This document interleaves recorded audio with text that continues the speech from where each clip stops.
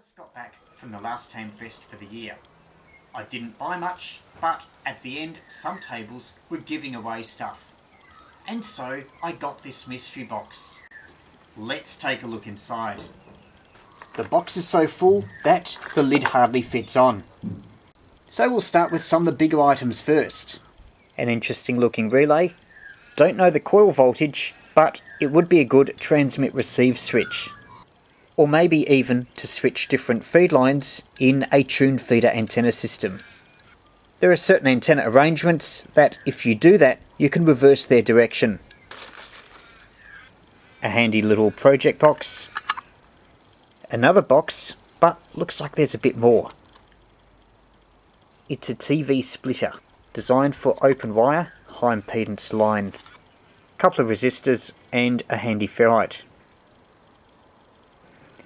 A hand microphone, presumably missing from some portable cassette player. What is this? It looks like a rheostat or potentiometer, but there's a lot more wires coming out of it. Most likely incomplete. Love the things in boxes. Got no idea what they are. And this is yet another relay. Looks like in as new condition. 24 volts DC, but these days you can easily jack 12 volts up to 24 with a switching regulator and be able to run it.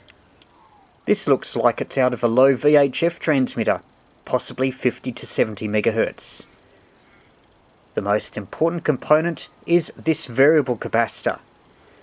They call it the butterfly type, and it's the exact type of capacitor that you could use for a magnetic loop antenna on a band like 6 or 10 meters.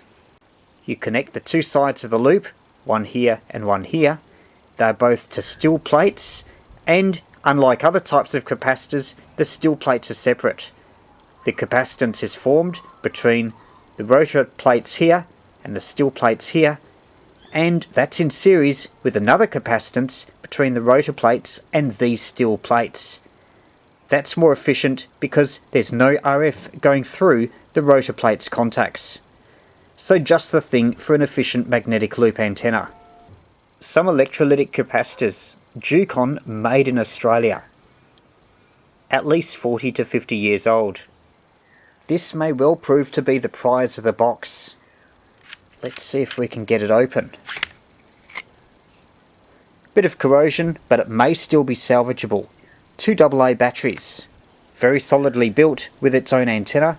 I'll try it on the FM broadcast band. And this is the FM wireless microphone. Needs retuning to be put on a clearer spot of the dial. Odd thing about it is the batteries are hot, untouchably so. Maybe there's some sort of short. There's no way that this microphone would be drawing that amount of current to make the batteries hot. This looks very official. Cardboard tube.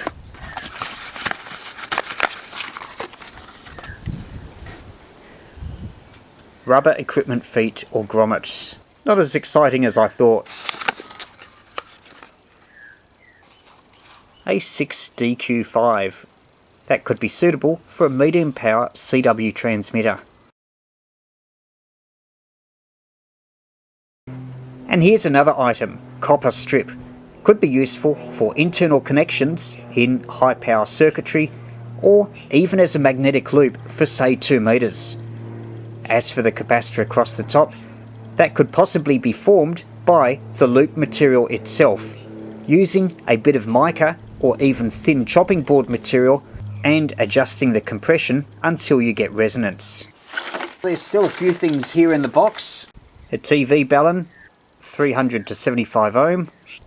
Never throw these away, often with a useful ferrite inside. In its own box, an AWA crystal. Probably for an HF marine band transceiver or similar. An automotive suppressor capacitor. And a valve socket. Could be handy. Another mystery grab bag. Let's see what's in this. And another microphone holder. Hope we're not breaking secrecy laws here. Instructions for a military headset from World War II. A handful of relays, potentially useful if you've seen how much commercially made ones cost.